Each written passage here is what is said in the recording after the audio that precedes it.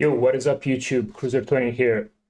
I decided to make a video about one of the biggest pots I played this year, one of the biggest hands. They're not necessarily the biggest in terms of money, but one of the best, most interesting hands I played this year. And yeah, to share you what was to share with you what was my thought process during the hands and what I could have or should have, what I could have done better. So let's start first with a 200 zoom hand, which is not necessarily the biggest in terms of money, but it's the biggest in terms of the blinds. So we were 300 big blinds deep here in this spot. So let's see how the hand plays out. One blind opens, I 3-bet from the big blind. It's going to be a mix 3-bet or call. Goes for a really big sizing, which I like, deep. Usually 200 deep, the sims show to go 35 BBs, but deeper, no one knows like 300 plus deep, right? Even though with the AI Wiz, you could actually solve spots like this, which is really really interesting to see. Yeah, and yeah, let's call this 4-bet deep in position. I'm calling always. So Ace Jack 7 Rainbow, pretty decent board for him. Also, even though I'm still going to have aces a lot, full frequency, maybe 300 deep I could develop some 5-bets with aces, but 200 deep usually you want to flat aces, pure, blind versus blind. So yeah, anyways, good board for him. I expect him to bet range for small, which he does. Here I could play some raises, I could play some calls. I don't know if my hand is a frequent raise or not, but it's always going to continue, so I call this time. Queen turn. Pretty yeah, pretty scary card for him because I'm going to have more queens, I think, because this deep he can have some flats with queens for sure, blind versus blind. With jacks, like probably like high frequency. With queens, he can develop some flats. But I'm gonna have them pure, right? I'm gonna have king 10 suited pure, which he might call instead of 4-betting, right? I'm going to have pocket sevens stuff. So this board's pretty good for me. He decides to check, and I face the decision here. So once he checks, I think he's going to be checking like all of the ace-x hands. He's going to be checking some king queen, king jack, pocket kings, pocket tens maybe if he has that. Weak ace, I already said that. So against that part of his range, and he's going to have some traps as well, in theory at least. And against that part of his range, I decided to start bluffing. So I go for the half pot, setting up a little under pot size reverse shove. He decides to call me. Break river. He checks, and I have a decision here. So I remember this game, even though it was played like so at the start of the year, I still remember it. So my thought process here was, I want going to have a lot of ace kings. He's going to have some king queens. He's going to have some kings. There's a lot of stuff I can make people fold, right? I can make him fold. Like, who calls ace king here 300 deep versus a river shove? Super scary spot. So yeah, that was the part of his range I was hoping he would fold. in theory, he should still have some traps and stuff, but at the time, I didn't have a lot of hands on this guy. I just thought he's some kind of a reg. I didn't know like if he's good, if he's weaker, if he's... So in general, I would believe he would have more ace kings than he would have stronger hands in his range. Even though there's, like I said again, even though there's 100% some of the strong hands in there, right? Like aces, ace queen, maybe queens and stuff. But I thought the bulk of his range was ace king mostly. So I go for a 200 BB river shove, and he calls me pretty fast. And you already know what he has. He has pocket aces, and I lose a 600 BB.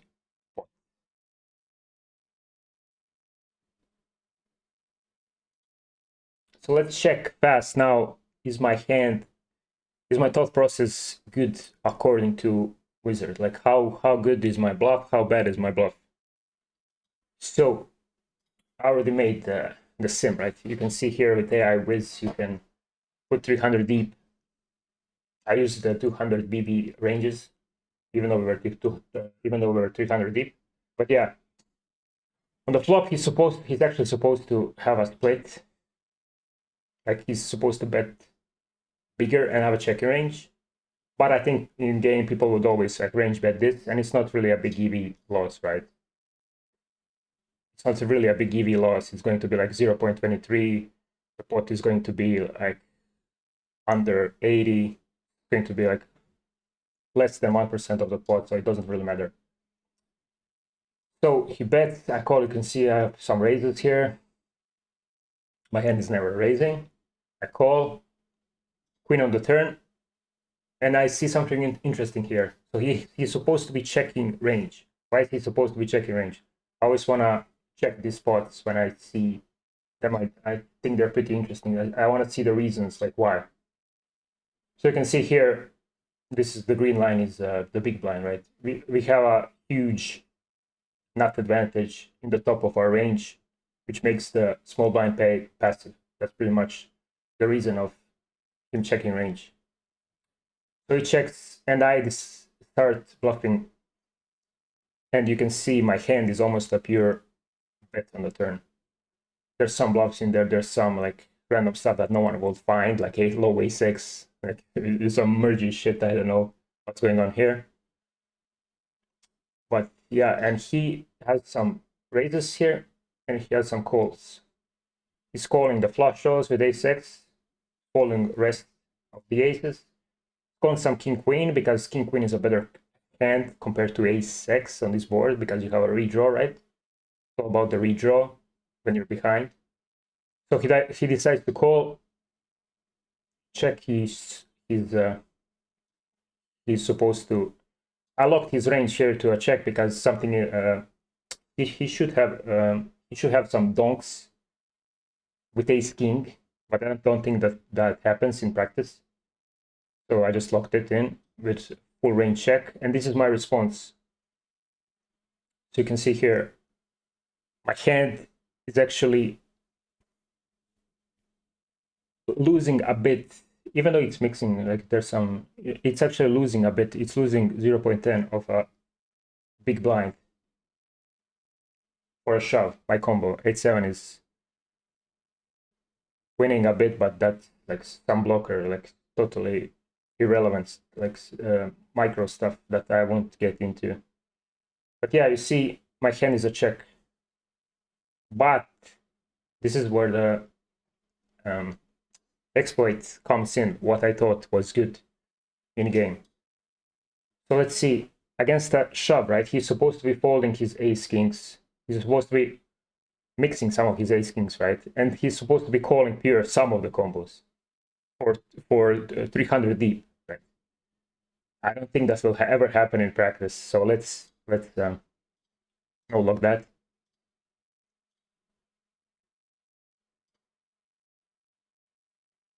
Actually, let's leave some of the ace kings. Let's remove. We don't want to remove everything. Let's leave ace king suited. And he's going to be calling ace-jack, I suppose, most of the time. So let's see our response. Now when he's folding ace-king, let's see what our hand wants to do. So you can see our hand became like, our range wants to shove almost close to the range. If he's folding those ace-king combos on the river, you can see how much in EV our hand increased. Like almost 50, yeah, more than, no, almost 50 big blinds in EV, which is like a huge amount, right? And yeah, that's the reason why I shoved, right? With no locking, it's all about assumptions. I assume he won't be calling his ace kings on this river when I shove.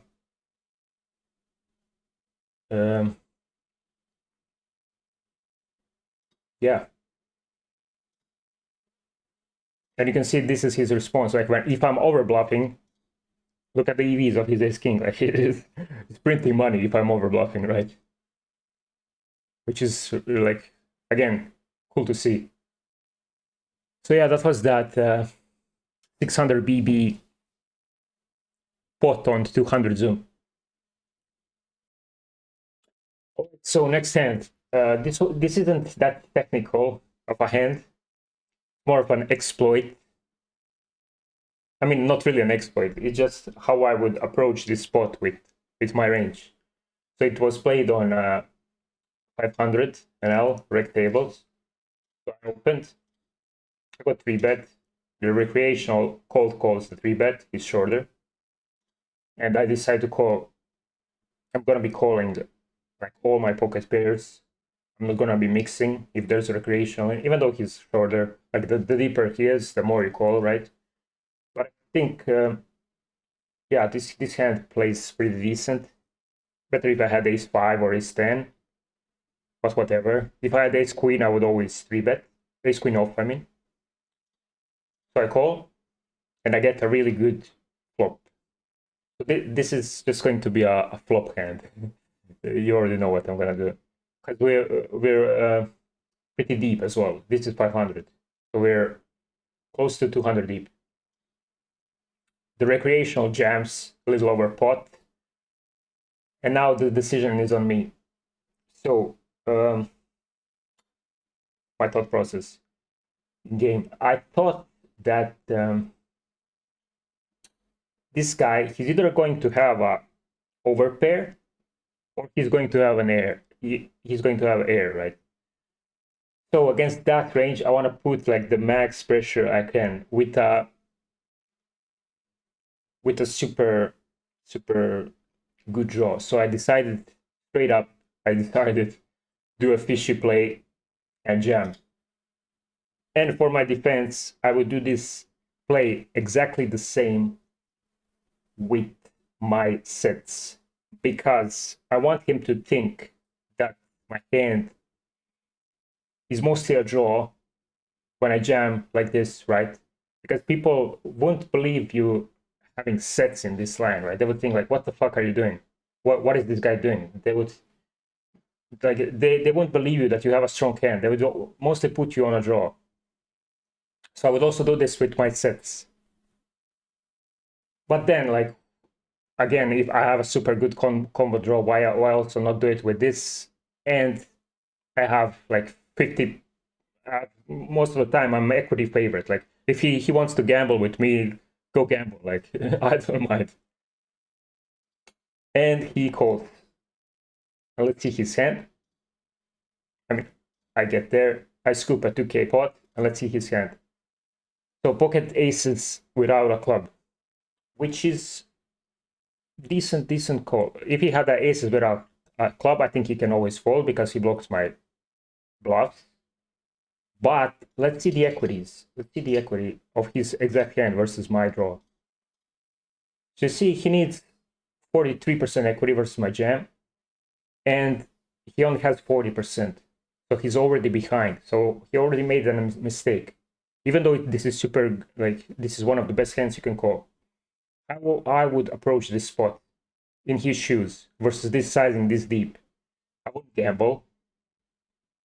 I would only call if I had a set myself. So I have 10s and 8s here, 6s maybe, because there's a recreational in the small blind. I might flat that more. Yeah, if I would have 10-9 suited, I think that's a better hand to call than this, because again, you have a redraw. It's all about improvement in poker. Yeah, I would be super tight in this spot, this deep. So you can see that he's already making a mistake versus my draw, but he doesn't even know that I have sets in my range. Like, do you think I have sets in my range if I jam this like a fucking like a stupid if I jam this like a stupid fish on the flop? No, because you would think I have a draw always, right? So yeah, against set part of my range, he's crushed. Against draws, he's the underdog, even with a strong hand like this. So so let's see again how much equity he needed on the flop. I want to show you something. So he needed 43% equity. So this is a old school program that some of the players still might use. It's kind of like an Equilab. It's called Flopzilla, if you don't know. It's kind of a equity calculation, like basic program that people used back in the day when there were no solvers available, right? So let's see his hand, and let's see his equity against my range in game. So I put in the board, and I put my range, what I would play in the game. So you can see there's some naked ace X. I wouldn't jam every, but I would always jam the combo draws, right? The not flush draw, combo draws. How I would approach this, I would jam ace 8 of clubs, I would jam 9-8 of clubs, 8-7 of clubs, queen jack of clubs, ace 5, maybe some with a backdoor straight draw, also not flush draw. Like that's better than these hands, you know, like little small margin of equity. But yeah, this is the, and my set's full frequency. This is the range I would jam, and against that, you can see aces only has 29% equity, and he needs 40. He needs slightly over 40, so he's already making a mistake here. This is one of the things that I try to be funky with in game, right? Because people will probably always call aces, and if they always call aces, I always jam my sets. And then if I have a combo draw, like whatever, I'm always going to be equity.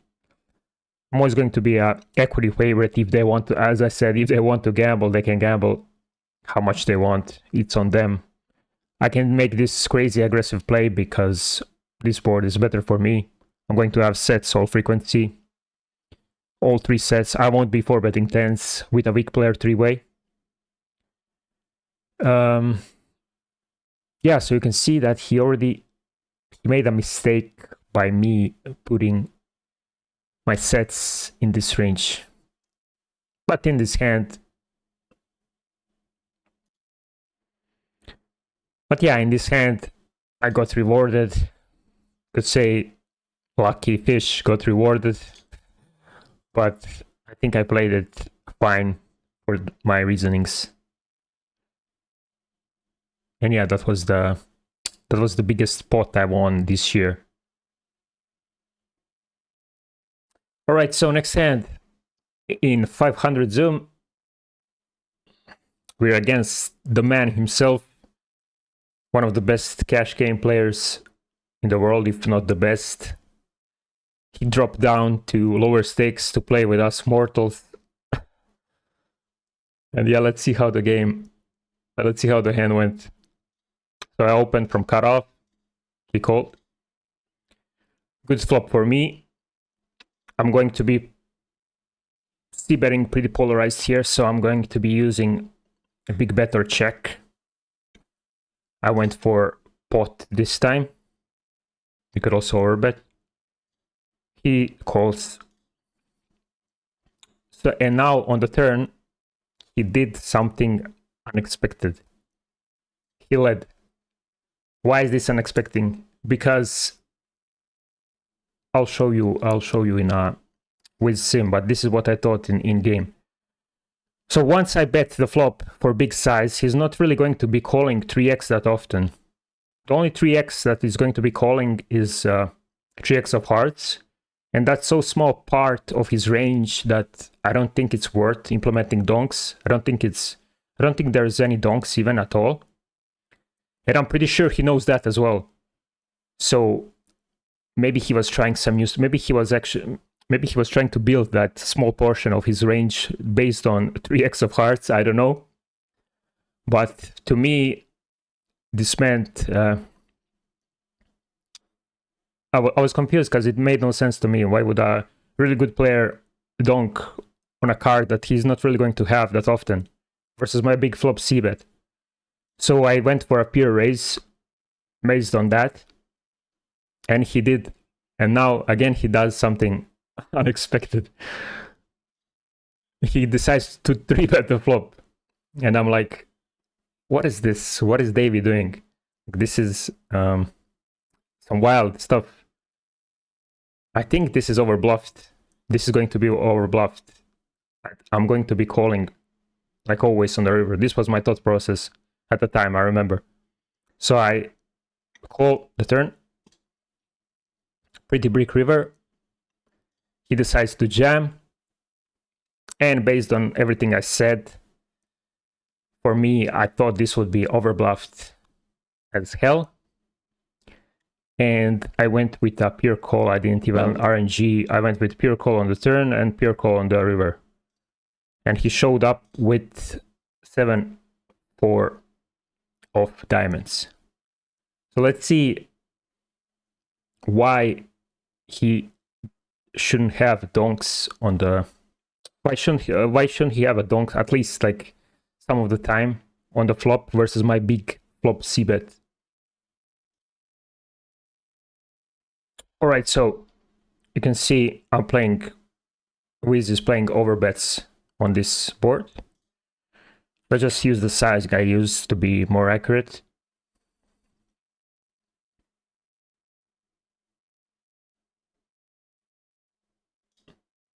So I bet, he calls, and you can see here, like he has to fold all of the 3x versus this big size. Only 3x he has to call are the 3x of hearts, which some of them he's also raising on a flop. So because of that, he shouldn't really have that many 3x on the turn, and it's not worth implementing a donking strategy. Which I'm pretty sure he knows that. I'm pretty sure he knows that, so that's why I was confused. Like, why is he donking here? But yeah, maybe he was trying to be goofy, trying some new stuff, trying some crazy wild stuff on this piece low stakes for him.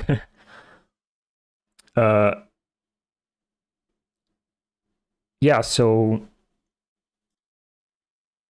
we can't really see in Wizard like response because he's using the out of the tree that doesn't exist, and I would have to guess his frequencies with like flush draws and stuff, and that's like just biased guessing game that I don't think it's helpful to anyone. So let's end the video on a, yeah, not really an interesting hand, but the biggest pot I lost this year. It was in 500 zoom, 200 deep. So he 3-bets, I call. He decides to bet small on this board, which you could play bigger sizings. But to deeper, I think there's going to be some of the smaller sizing in there as well. So good size. And deeper, I'm going to have bigger raising frequency, higher raising frequency. I want to like build a pot with my strongest hands and some bluffs. He just calls. I get a really good turn in the game. I thought he checks. I decide to keep on betting. So I'm going to have quads here, nines. That's pretty much my range. Maybe some ace queen. Not sure how often would I bet that in practice. And then some of the bluffs, some 9x bluffs, some low pocket pairs bluffs. I think I would check majority of my draws, but still bet them low frequency. He calls, really bricky river. I think I'm like over the moon with this run out. And then I remember the hand. I was like, 200 deep. People don't really bluff catch. They're not really comfortable bluff catching like kings or aces here or something. Like they're either going to have some blocker type of hand like ace queen, or they're going to have the nuts when they call like 2 times. And to my surprise, I jam, I get snap called. You know that meme when on the first picture the guy's smiling, and then on the second picture he's like starting to worry, he's confused, he's shocked. And that's what happens when you get snapped in a spot when you have like second nuts or so. Like you instantly think of the worst case scenario when you get snapped. And yeah, this was even worse than what I expected. I expected queens, but he had quads, and I lost a $2,000 pot, a $2,000 pot. So yeah, not really an interesting hand, but I decided to include it because it was the biggest losing pot I had this year, playing 500 Zoom. So yeah, those were one of the biggest pots and one of the most interesting hands I played on higher stakes this year. I wanted to show more hands. I had a lot of cool stuff, but the video was getting too big. I can't show everything, so yeah, tell me if you guys like this. Next year I'll be releasing more stuff like this, maybe normal hand reviews, maybe smaller pots, to share my thought process, and of course a lot of live play and explains. So thanks for watching, and see ya next year.